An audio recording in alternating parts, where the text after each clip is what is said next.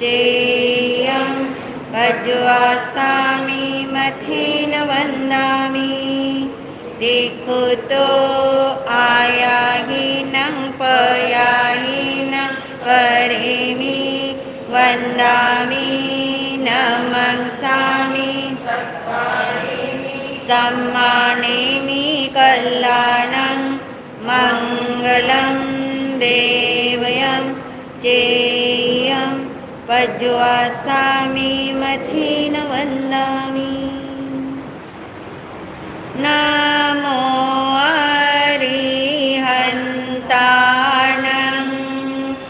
नमो सिद्धाणं नमो आयर्याणं नमो उवचायाणं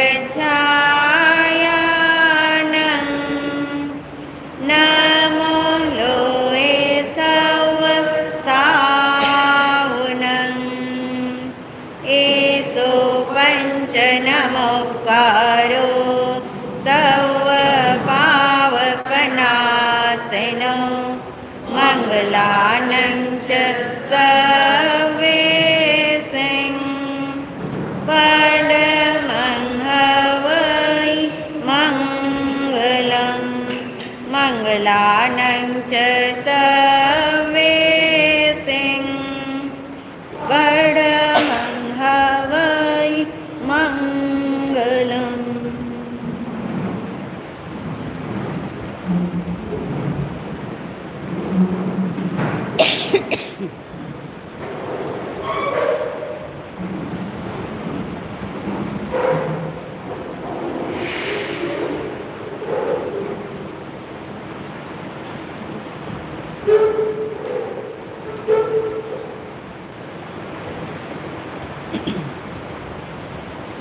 आत्म भावना भाने हेतु आंखें बंद करें।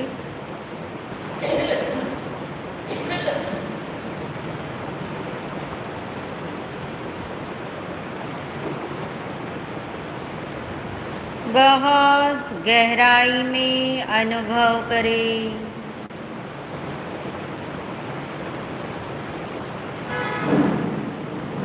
अपने होने का एहसास पक्का करें।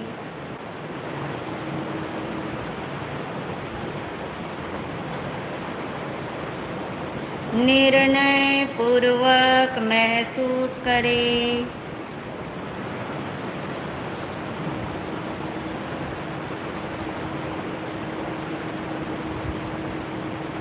मैं आत्मा हूँ।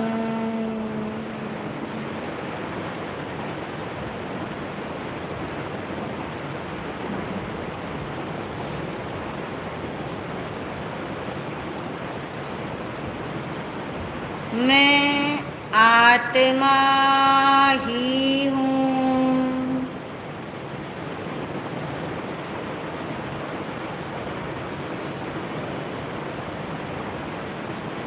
आत्मा के अलावा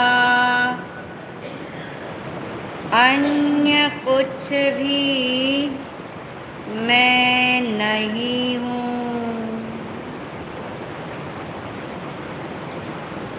मैं शुद्ध आत्मा हूँ।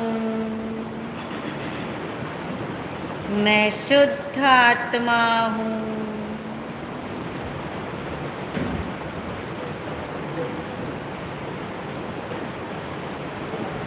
मैं आत्मा त्रिकाल सत्य हूँ।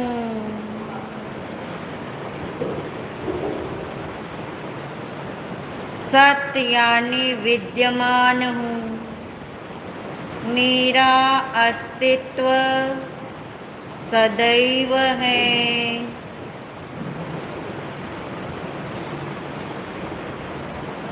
मैं भूतकाल में भी था। मैं वर्तमान में भी हूँ। मैं भविष्य में भी रहूँगा।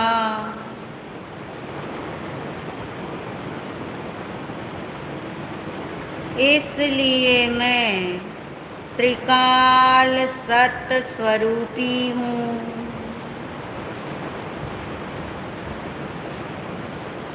मुझको किसी ने बनाया नहीं है।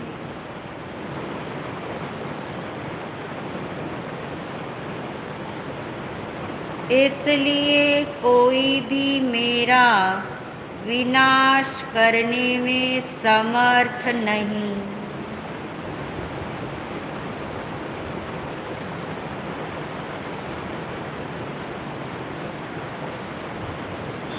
मेरा अस्तित्व है। मैं कल्पना जगत की वस्तु नहीं हूँ। मैं परम सत्य हूँ। मैं त्रिकाल सत्य हूँ।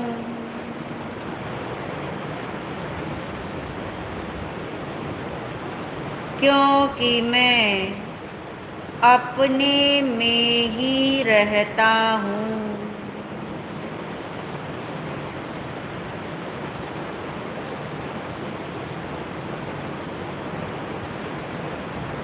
कोई चाहे कहे आत्मा लोक में रहता है, आत्मा शरीर में रहता है,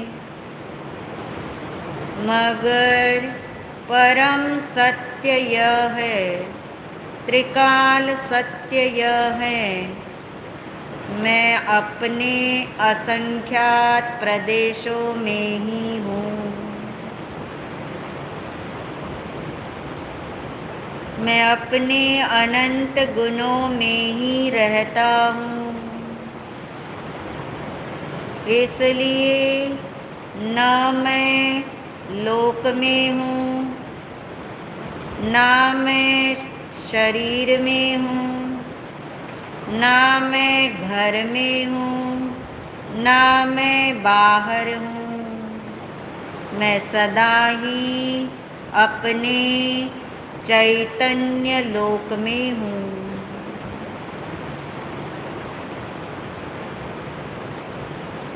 ऐसा ही मेरा स्वरूप है।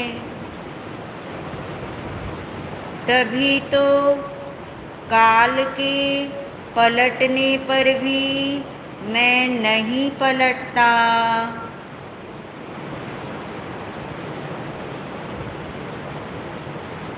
क्षेत्र के बदलने पर भी मैं नहीं बदलता।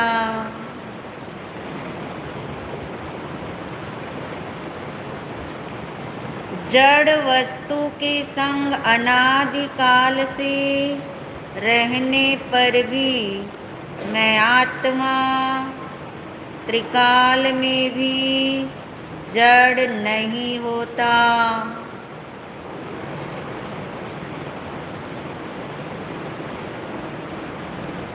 शुभ अशुभ भावों के आने जाने पर भी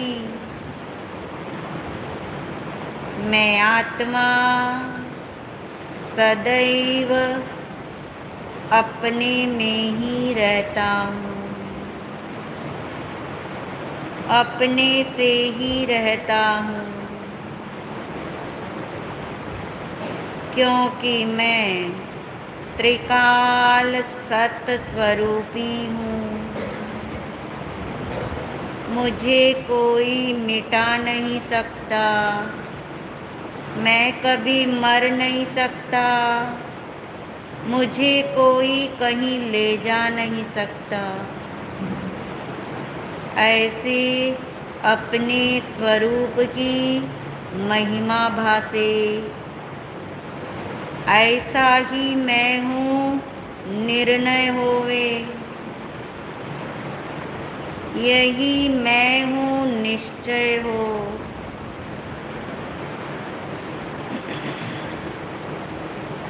मैं शुद्ध स्वरूपी हूँ। मैं त्रिकाल हूँ। मैं अस्तित्ववान हूँ। मैं सत्ता स्वरूप हूँ। इस भाव से अपने को बारंबार भावित करें।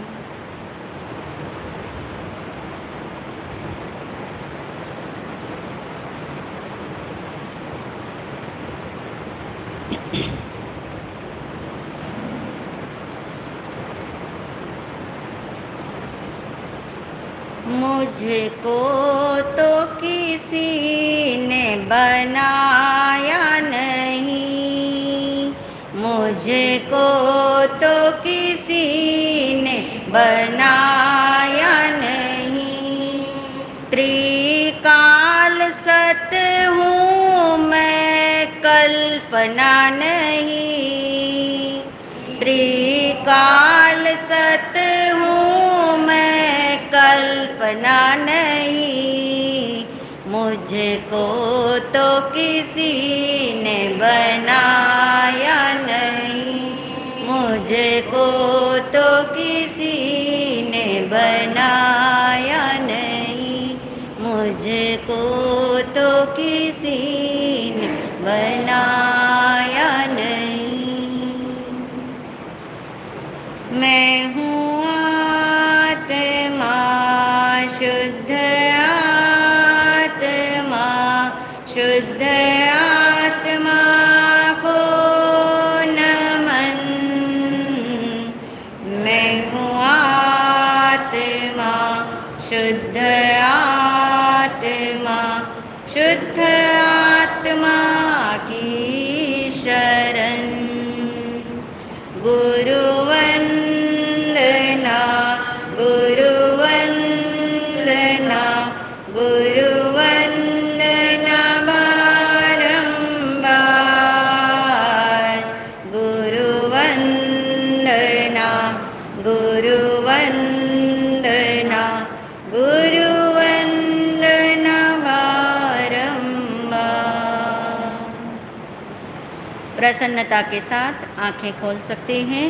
परम श्रद्धेय परम उपकारी महाराज श्री के चरणों में अनंत वंदन नमन। सभी शुद्ध आत्माओं को अनंत वंदन नमन।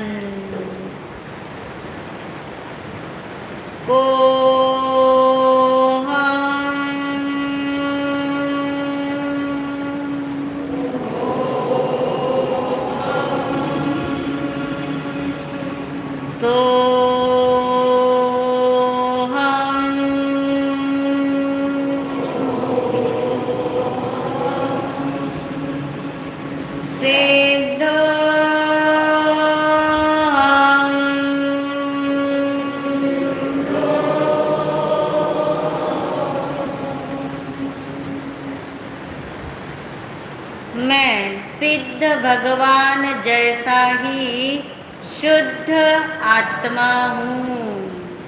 अब तो आपके स्वर भी मुझे सुनाई देते मेरे साथ में, यानी कुछ तो अंदर में हिलता है। मैं सिद्ध भगवान जैसा ही शुद्ध आत्मा हूँ।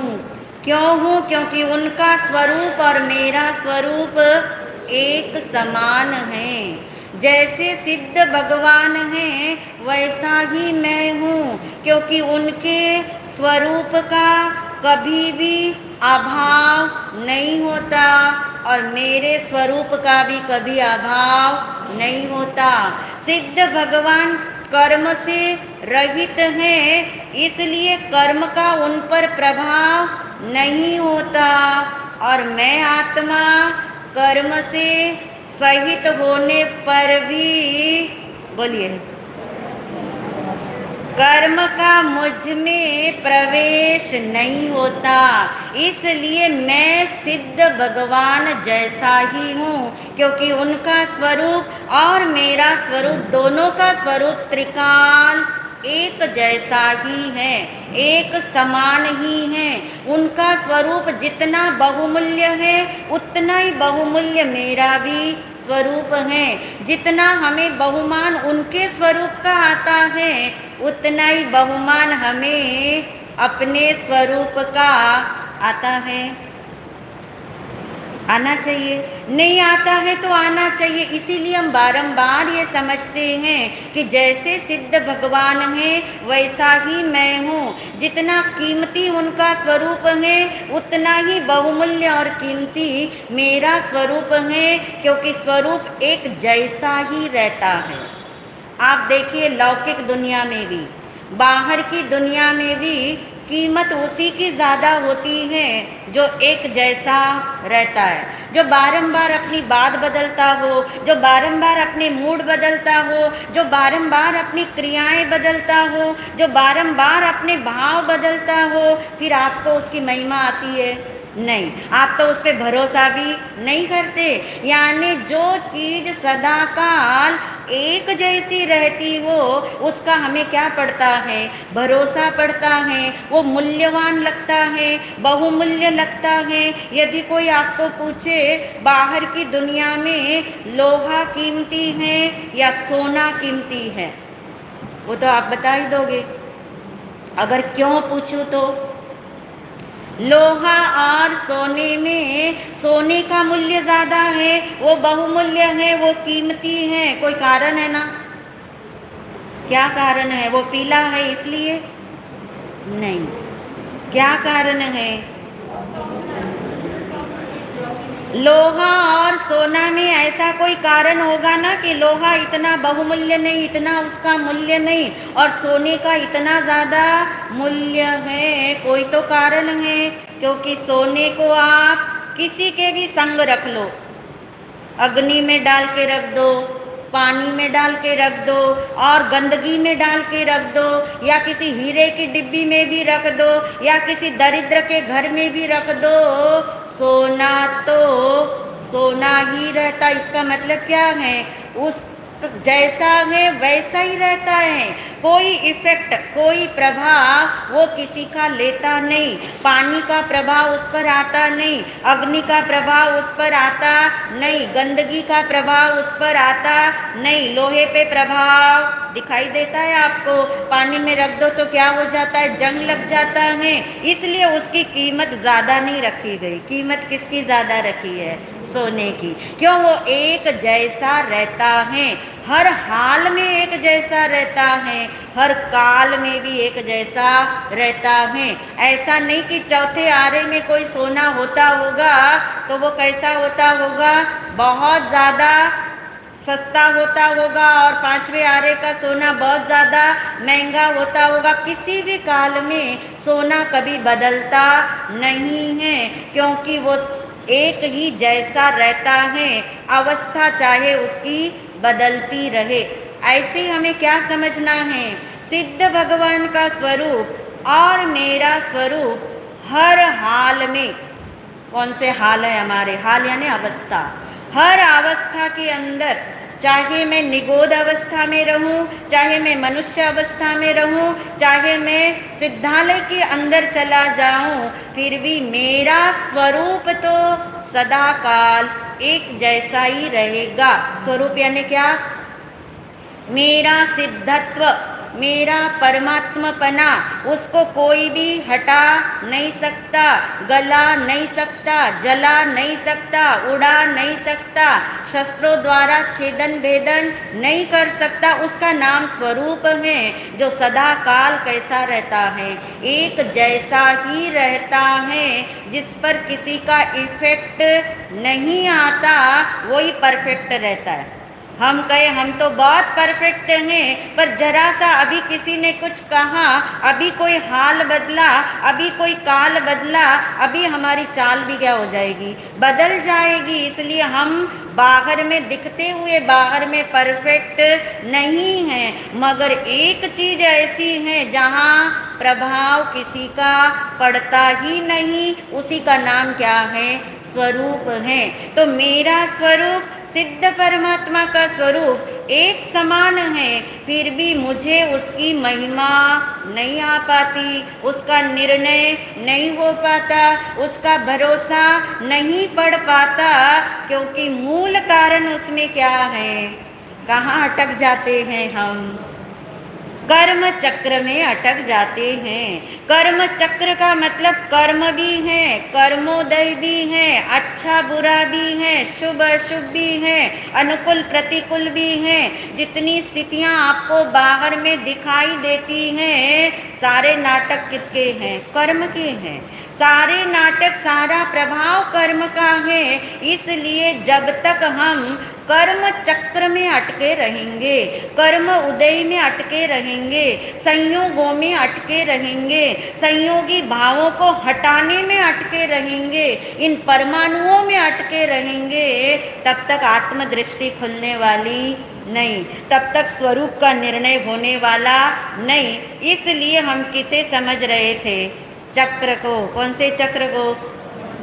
कर्म चक्र को समझने के लिए हमने एक चक्र का उदाहरण लिया, और वो चक्र का उदाहरण यदि आप भूल जाओगे तो आपको कर्म चक्र समझ में नहीं आएगा।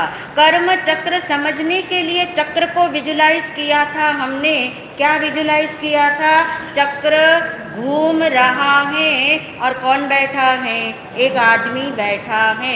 एक आदमी बैठा है, चक्र घूम रहा है, और 4 प्रश्न भी और उसके उत्तर भी आपको याद होंगे तो हम आगे चल सकते हैं। और मुझे पक्का भरोसा है आप पे, चारों प्रश्न और उत्तर आपने याद रखे ही होंगे। कर लूँ भरोसा या दोहरा ले एक बार? चलिए दोहरा लेते हैं। दोहराने में कोई बात नहीं, भगवान ने दोहराने को स्वाध्याय बोला है, इसलिए कोई घबराहट नहीं रखना।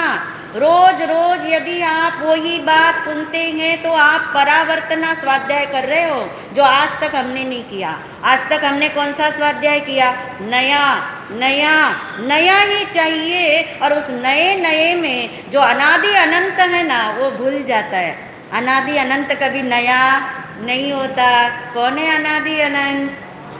आत्मा है, आप नहीं हो। अभी भी आत्मा ही बोलते हो आप। अब मैं बोलो तो आपको आनंद आए। कौन है अनादि अनंत? मैं हूँ। कौन है सिद्ध भगवान जैसा? मैं हूँ। कौन है शुद्ध आत्मा? मैं हूँ। जितना आप अपने से कनेक्ट करोगे, यानी मैं की तो बदलना है हमें, मैं ही तो बदलना है। जो मैं अनादि काल से संयोग में, संयोगी भावों में या आत्मा के बारे में लगा हुआ है, उसी को क्या करना है? अपनी तरफ लाना है। तो हमें पहले समझ आना चाहिए, मैं यानी आत्मा यानी मैं ही हूँ। तो अब आत्मा को भी भूल जाना, किसको याद रखना? मैं। मगर मैं बोलते हुए किसे याद रखना? आत्मा को। नहीं तो दूसरा मैं हो जाएगा बहुत जल्दी। 2 मैं हैं हमारे पास, जल्दी से दूसरे मैं में हम शिफ्ट हो जाते हैं। तो आदमी घूम रहा है, चक्र घूम रहा है। कौन घूम रहा है? चक्र घूम रहा है, आदमी नहीं घूम रहा। आदमी बैठा है। आदमी घूमता हुआ दिखाई दे रहा है, मगर आदमी घूम नहीं रहा। ये निर्णय हुआ आपको चक्र के अंदर, नंबर 1। नंबर 2 का निर्णय क्या था? आदमी अलग है, चक्र अलग है। बहुत सुंदर। नंबर 3 में भूल गए होंगे आप। 2 तक तो पक्का किया, कोई बात नहीं, फिर से दोहराते हैं। परावर्तना स्वाध्याय बहुत जरूरी है। फिर से दोहराते, पक्का करते, क्योंकि उसके बिना संस्कार अंदर में नहीं जमेंगे। चक्र को कौन घुमा रहा है? आदमी घुमा रहा है चक्र को? नहीं, आदमी चक्र को घुमाता हुआ दिख भी नहीं रहा।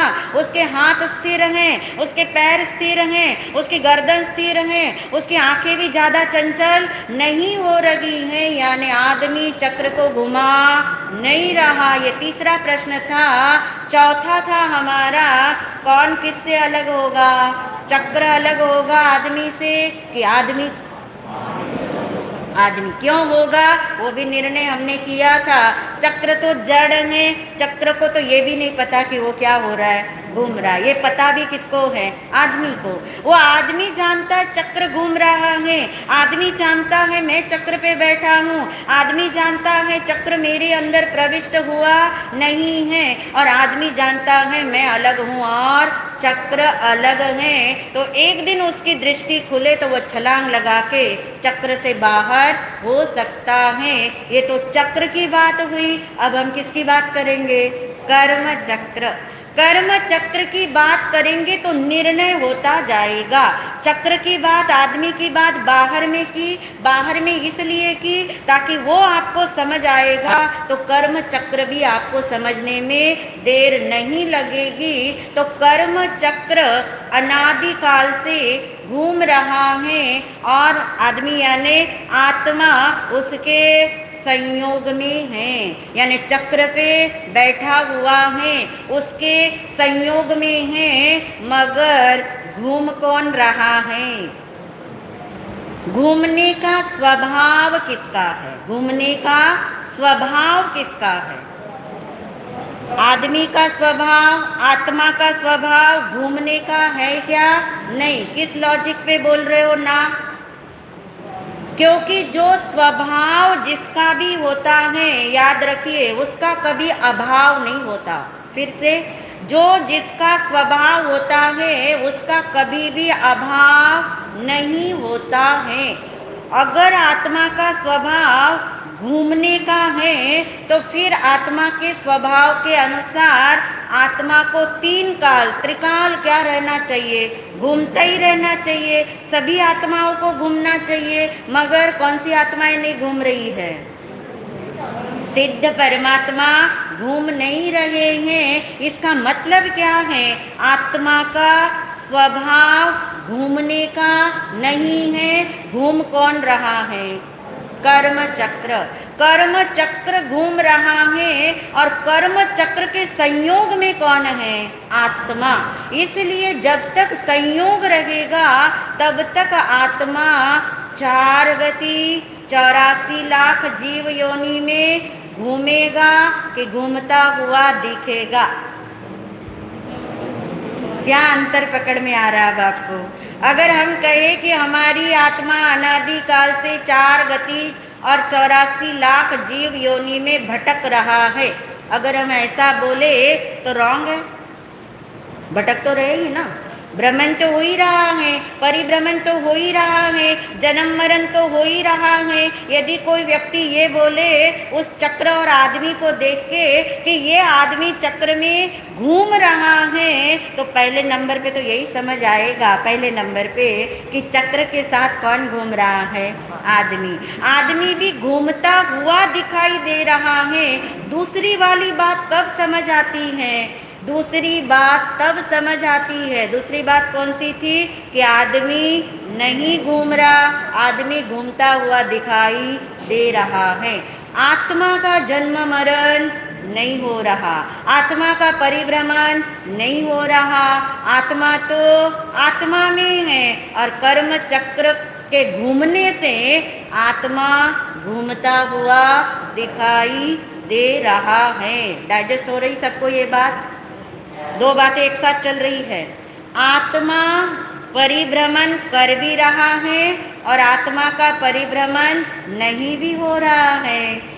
आदमी चक्र में घूमता हुआ दिखाई भी दे रहा है, मगर आदमी के तो हाथ भी नहीं घूम रहे, कोई हाथ पैर से वो घुमा भी नहीं रहा, पैरों को भी नहीं घुमाता, यानी वो तो कैसा बैठा है? स्थिर बैठा है। ऐसे ही समझना है। दो बातें एक साथ समझनी है।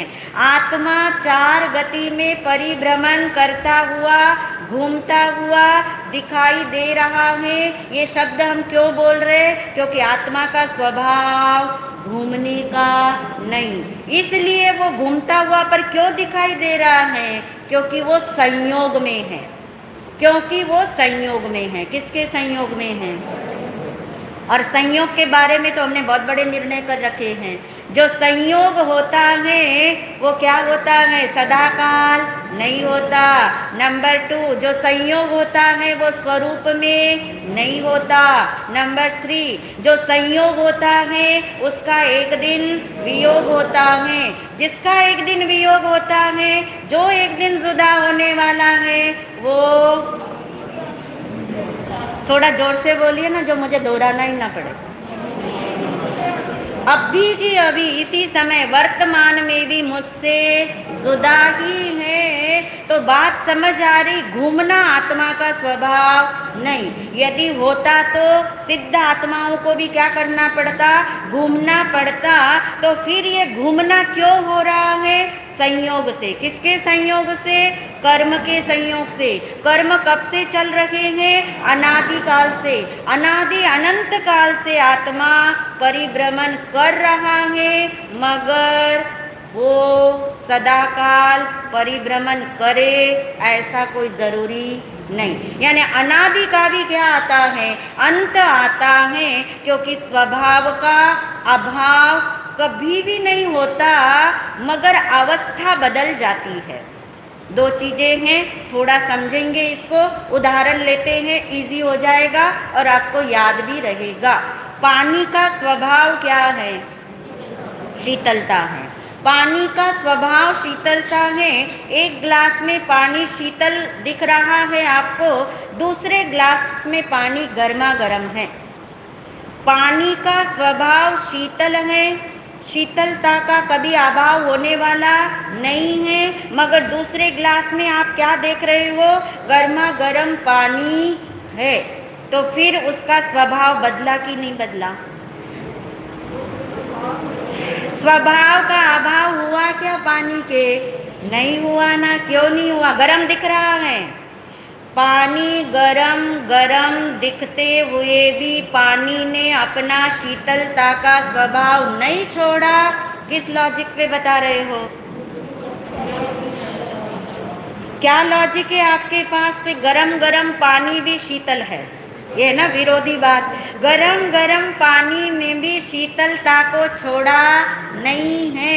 ये भरोसा आपको किस लॉजिक पे है, क्योंकि आपको ये पता है कि आग के ऊपर ठंडा पानी डालने से आग बुझ जाती है, मगर गर्म पानी डालने से आग, देखिए मेरे टोन पे जाओगे, मेरे शब्दों पे जाओगे तो आप, मैं आपकी चेकिंग यही करती रहती हूँ कि आप सिर्फ मुझे हाँ हाँ कर रहे या अपना निर्णय भी कर रहे हैं। गर्मा गर्म पानी अग्नि के ऊपर डालेंगे तो आग बुझेगी क्या, बुझेगी। नहीं तो डाल के देखना, कभी पक्का भरोसा करना हो तो बुझेगी। क्यों बुझेगी, क्योंकि उस गर्मा गर्म पानी ने भी अपना स्वभाव छोड़ा नहीं। इससे क्या प्रमाणित होता है, जो जिसका स्वभाव होता है उस स्वभाव का कभी भी अभाव नहीं होता, उसी का नाम स्वभाव है, उसका नाम त्रिकाल है, उसी का नाम स्वरूप है। स्वरूप उसी का नाम है जो कभी बदलता नहीं, जो एक जैसा ही रहता है। निगोद में गया हुआ आत्मा भी सिद्ध भगवान जैसा है, अब समझ आएगा ना। वो आत्मा भी सिद्ध भगवान जैसा है। सिद्धालय में विराजित अनंत आत्मा भी सिद्ध भगवान ही है, यानी दोनों के स्वरूप में कोई अंतर नहीं। इसलिए भगवान हमें समझाते हैं कि जो सिद्ध भगवान है वैसा ही तू है। जो मैं हूँ वैसे ही सिद्ध भगवान है, या जैसे सिद्ध भगवान है वैसा मैं हूँ। किस पे टिक मार्क लगाओगे, एक लग रहे दोनों आपको। अब देखिए, जो जैसे सिद्ध भगवान है, मैं वह हूँ जो सिद्ध भगवान है, मैं वह हूँ जो सिद्ध भगवान है। ऐसा हमको किसने बताया, तीर्थंकर परमात्मा ने बताया। यानी उन्होंने हमें पहचान कराई सिद्धो हमसे सोहम से, कि तू किसके जैसा है, सिद्ध भगवान जैसा है। यानी जो मैं हूँ, मैं वह हूँ जो कौन है, सिद्ध भगवान है। ये मेरी क्या है, पहचान बता दी गई। मगर ये निर्णय वाला वाक्य नहीं हुआ। निर्णय वाला वाक्य कौन सा होगा, ये तो भगवान का बताया गया पहचान वाला वाक्य है कि तू किसके जैसा है, सिद्ध भगवान जैसा। निर्णय वाला वाक्य क्या बनाओगे, जो मैं हूँ, जो मैं हूँ। अब मैं से शुरू करोगे। निर्णय जब होता है तब सामने वाला नहीं दिखता, कौन दिखता है, मैं। पहचान जब करनी होती है तो कौन दिखाई देते हैं? सिद्ध भगवान कि मैं किसके जैसा हूँ? सिद्ध भगवान जैसा हूँ, ये मेरी पहचान है। मगर मेरी पहचान पक्की हुई या नहीं, निर्णय हुआ या नहीं, निश्चय हुआ या नहीं? जब निश्चय हो जाएगा तब आपका वाक्य बदल जाएगा, स्वरूप वही रहेगा, वाक्य बदल जाएगा। जो मैं हूँ, जो मैं हूँ वो क्या है? सिद्ध भगवान। यानी अब हमें अपना स्वरूप सिद्ध भगवान जैसा भासित होता है तो पक्का निर्णय जमता है कि जो मैं हूँ वैसे ही सिद्ध भगवान है। पहचान के लिए हमने लिया था जैसे सिद्ध भगवान है वैसा ही मैं हूँ, यानी स्वभाव का कभी भी अभाव नहीं होगा। जैसे पानी के उदाहरण से आपको पक्का हो गया, ऐसे पक्का करना आत्मा का स्वभाव घूमने का नहीं है। तो क्या करने का है? ध्रुव रहने का, स्थिर रहने का, अचल रहने का क्या है? आत्मा का स्वभाव। तभी तो एक बार आत्मा सिद्धालय में चली जाए तो बोलते हो ना आप, शिव मयल मरुय अनंत, ये सब विशेषण कहाँ के हैं? सिद्धालय के है। वो सिद्धालय में अचल अवस्था, ध्रुव अवस्था है, क्योंकि आत्मा का स्वभाव ही क्या है? ध्रुव रहना, स्थिर रहना, जैसा है वैसा ही रहना। तो चाहे मैं आत्मा चार गति में परिभ्रमण करता हुआ दिखाई देता हूँ, फिर भी मेरा परिभ्रमण नहीं होता। दो विरोधी वाक्य को एक कर दिया हमने, है ना? दो विरोधी वाक्य। पहले हमने बोला कि चार गति 84 लाख जीव योनि में घूमने वाला कौन है? आत्मा ही है, कोई जड़ नहीं घूम रहा। कौन घूम रहा? आत्मा ही घूम रहा है। फिर भी मेरा आत्मा का परिभ्रमण नहीं होता। अब आप मुझे क्यों बता सकते हो क्यों नहीं होता? क्योंकि घूमना, परिभ्रमण करना, जन्म मरण करना आत्मा का स्वभाव नहीं है। फिर भी आत्मा घूम रहा है। क्यों घूम रहा है? स्वभाव नहीं है ना पानी का। पानी का स्वभाव शीतल है, फिर भी गर्मा गर्म पानी दिखाई देता है कि नहीं? संयोग से, यानी कर्म के संयोग से आत्मा का परिभ्रमण हो रहा है, मेरा परिभ्रमण हो रहा है। फिर भी मेरा परिभ्रमण नहीं होता, यानी स्वरूप का मेरा, दूसरा मेरा यानी स्वरूप का परिभ्रमण नहीं होता। पहला मेरा यानी संयोग के कारण से क्या हो रहा है? परिभ्रमण हो रहा है। अब आपको दृष्टि किसको देनी है? उसमें आप स्वतंत्र हो। किसको दोगे दृष्टि? मेरा आत्मा का परिभ्रमण अनादि काल से चार गति में हो रहा है, नंबर 1। नंबर 2, फिर भी मेरा परिभ्रमण, आत्मा का परिभ्रमण नहीं हो रहा। किसको दृष्टि देना चाहोगे? दृष्टि यानी अपनापन, दृष्टि यानी एकत्व, दृष्टि यानी आपका फोकस कहाँ डालना चाहोगे? आज तक कहाँ डाला और क्या मिला? अब करो अपना असेसमेंट। आज तक हमने क्या माना? कर्म के कारण से आत्मा चार गति 84 लाख जीव योनि में घूम रहा है, तो दृष्टि किसको दी? कर्म को दी। दृष्टि कहाँ पे टिकी? कर्म चक्र पे। दृष्टि किसमें एकत्व कर रही है? कर्मोदय में। दृष्टि कहाँ अपनापन कर रही है? इस शरीर में, राग द्वेष में, परिवार में, संयोगों में, संयोगी भावों में। और भगवान कहते हैं इससे तेरा कल्याण होने वाला नहीं, इसीलिए आज तक तेरा कल्याण हुआ नहीं। तो पहले से पहले क्या समझना है? तो अब भगवान कहते एक बार दृष्टि इस तरफ देख, ये वाले को गौण कर दे, ये है, इसको भूल जा नहीं कह रहे, ये है। चार गति है, 84 लाख जीव योनि है, कर्म है, परिभ्रमण है, जन्म मरण है, सब कुछ है। मगर तू अपनी दृष्टि को क्या कर? चेंज कर। तू ये देखना शुरू कर कि वो चक्र पे घूमता हुआ आदमी घूम रहा है या स्थिर बैठा है। ऐसे ही आत्मा चार गति में घूमते हुए भी आत्मा किस में स्थिर है? किसमें ध्रुव हैं, किसमें अचल हैं। क्या उस स्वरूप का इस कर्म ने बिगाड़ा है? क्या आत्मा के एकाध गुण को घटा दिया है? क्या आत्मा के एक प्रदेश को बाहर निकाल दिया है? नहीं निकाला। तो तू अपने पर दृष्टि कर, तू आत्मदृष्टि जगा। जिस दिन आत्मदृष्टि जागेगी उस दिन से तेरा कल्याण शुरू हो जाएगा। इस बात को हम और अच्छी तरह से घोटने वाले हैं, समझने वाले हैं, क्योंकि समझने जैसा यही है जो आज तक समझा नहीं, समझा तो समझ में आया नहीं। अब ये भूल ना हो कि समझाने पे भी हमें समझने के लिए हम तैयार होंगे तो सबको समझ आएगा। इन्हीं भावों के साथ ओम शांति।